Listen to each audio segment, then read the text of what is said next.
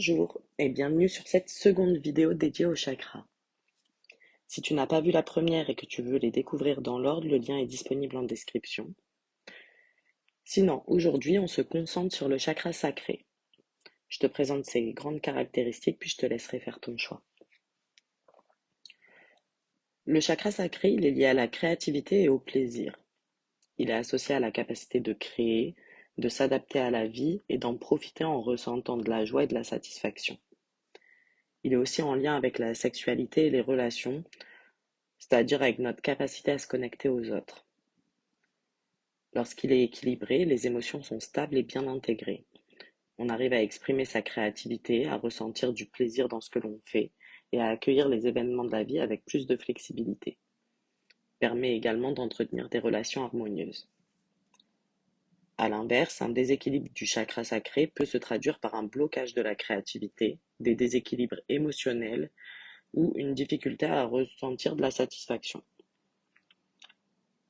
Il peut aussi se manifester par des comportements excessifs, des dépendances ou une intolérance à la frustration. Pour approfondir, tu peux retrouver le reste sur Insta.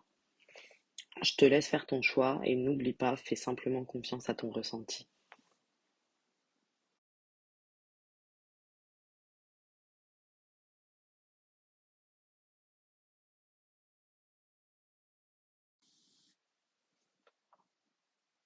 Pour celles et ceux qui ont choisi le premier tableau, j'ai un chakra sacré qui est hyper actif. Ici, j'ai des personnes qui traversent ou se préparent à traverser des changements importants. Il y a des événements qui sont en train de modifier votre quotidien, mais vous ne vous sentez pas prêt à les accueillir, que ce soit conscient ou non. Ces changements ont réveillé des blessures plus anciennes, ce qui génère des émotions intenses que vous avez du mal à gérer. Il y a chez vous une difficulté à accueillir la nouveauté avec souplesse, ce qui crée une forme de résistance intérieure. La résistance, c'est quelque chose de naturel. C'est un mécanisme de défense et vous n'avez aucune raison de culpabiliser pour ça. Si je le mentionne, c'est juste pour que vous compreniez l'origine de votre mal-être actuel et que vous puissiez agir dessus en conscience pour améliorer votre état. Alors ce ne sont pas forcément des événements majeurs, il peut s'agir de choses en apparence banales, comme un nouveau travail, un déménagement ou un changement de rythme de vie, mais ce sont des choses qui impliquent malgré tout une réorganisation profonde de votre quotidien. Alors pour certains d'entre vous, c'est des événements qui s'imposent. Vous n'avez pas vraiment le choix et vous avez besoin de temps pour intégrer toutes les conséquences que ça va avoir sur votre vie. Votre instabilité émotionnelle, elle vient surtout du fait que tout va trop vite et que vous n'avez pas assez d'espace en fait pour digérer ce qui est en train de se passer. Pour les autres, la situation elle est plus paradoxale. En fait, on nous dit que c'est des décisions que vous avez prises vous-même qui sont à l'origine de votre instabilité émotionnelle. Vous saviez que ce choix était la meilleure option pour vous, mais maintenant que la décision est actée et que c'est plus possible de revenir en arrière, le doute s'installe. Vous vous demandez si vous avez fait le bon choix, et comme il n'y a plus d'issue immédiate, le changement est vécu comme quelque chose de subi, même s'il vient de vous. En fait, ce que révèle le tableau, c'est une difficulté à laisser les émotions circuler naturellement. Elles sont trop intenses, trop présentes et elles finissent par vous submerger. L'enjeu pour vous, c'est pas de les contrôler, ni de les faire taire, mais plutôt de leur laisser un espace d'expression plus sain. Pour vous aider, ce qui peut être intéressant, c'est de ralentir volontairement le rythme, de vous accorder des temps où vous ne cherchez pas à analyser ou à décider, mais simplement à ressentir ce qui se passe en vous. Mettre des mots sur ce que vous ressentez, que ce soit à l'écrit ou à l'oral, ça peut déjà aider à faire redescendre la pression. Si vous êtes face à un changement, essayez aussi de le découper en étapes plus petites. Plutôt que de penser à tout ce que ça implique sur le long terme, vous vous concentrez sur ce qui est à gérer ici et maintenant, et sur chaque étape à la fois.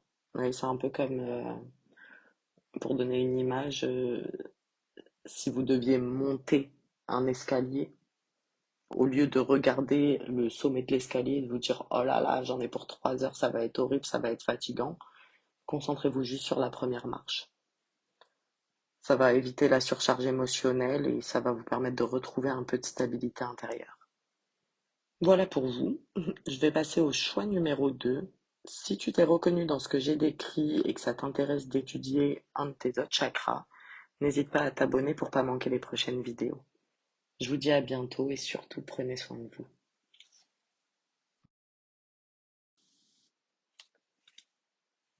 Pour celles et ceux qui ont choisi le deuxième tableau, le chakra sacré présente à la fois un blocage et une hyperactivité.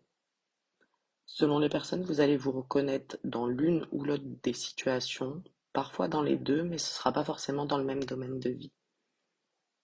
Alors, dans un premier temps, j'ai un blocage émotionnel. Des personnes qui se sont totalement coupées de leurs émotions, comme si elles s'étaient mises à distance pour se protéger. Dans les relations, ça peut se traduire par une prise de distance physique, avec une réduction ou une coupure de contact, mais aussi par une distance émotionnelle. Par peur ou par besoin de protection, vous vous empêchez de vous rapprocher des autres. Vous vous interdisez d'avoir des sentiments, que ce soit conscient ou non, et vous mettez en place des barrières pour éloigner ceux qui cherchent à se rapprocher de vous. Ça peut concerner tout type de relations, familiales, amicales, professionnelles, affectives. Maintenant, sur le plan sentimental, il y a deux situations qui ressortent. Pour les personnes célibataires, il y a un détachement profond de la sexualité et du besoin de relation. En fait, vous avez fini par vous convaincre que vous n'en aviez pas besoin et vous ressentez plus ni envie ni désir. Pour certains, ça fait même plusieurs années que vous vous êtes enfermé dans ce schéma. Pour les personnes qui sont en couple, le blocage il se manifeste plutôt par une absence de désir, une baisse de libido, voire pour certains par des blocages physiques. En fait, de manière générale, dans votre vie quotidienne, il y a une difficulté à ressentir du plaisir ou de la satisfaction. Les choses qui vous apportaient de la joie auparavant vous laissent aujourd'hui totalement indifférent, sans que vous ne compreniez vraiment pourquoi, et du coup ça génère beaucoup de frustration chez vous.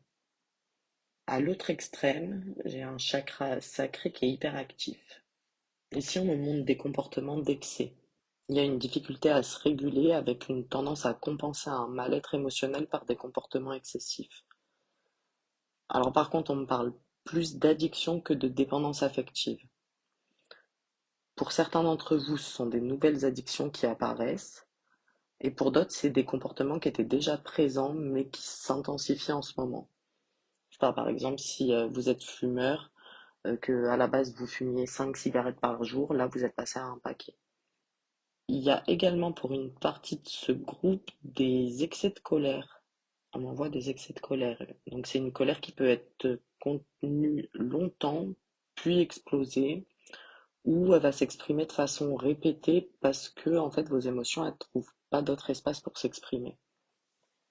J'ai des personnes qui sont en colère à cause d'un événement ou d'une personne, mais qui refoulent cette colère. En fait, vous vous agacez pour des petits problèmes qui normalement vous laisseraient indifférent, ou en tout cas qui vous énerveraient pas autant. Bah, pour vous donner un exemple, il y a votre partenaire qui vous a vraiment gonflé. Vous êtes en colère contre lui, mais vous n'arrivez pas à l'admettre. Donc en fait, au lieu de verbaliser votre colère et de vous exprimer directement à la personne qui est concernée, ce que vous allez faire, c'est péter un câble dans votre voiture parce que la personne devant vous, elle roule 5 km à l'heure trop doucement à votre goût. Ce que votre choix de tableau met en lumière, en fait, c'est une difficulté à trouver un juste milieu entre la retenue et le débordement émotionnel. L'enjeu pour vous, c'est pas de vous contrôler davantage ni de tout lâcher, ça va être d'apprendre à reconnaître ce que vous ressentez avant que ça se transforme en blocage ou en excès. J'ai fini pour vous, groupe 2. Si tu t'es reconnu dans ces énergies et que tu es curieux d'en savoir plus sur tes autres chakras, n'hésite pas à t'abonner pour pas manquer les prochaines vidéos. Je vous dis à bientôt et surtout, prenez soin de vous.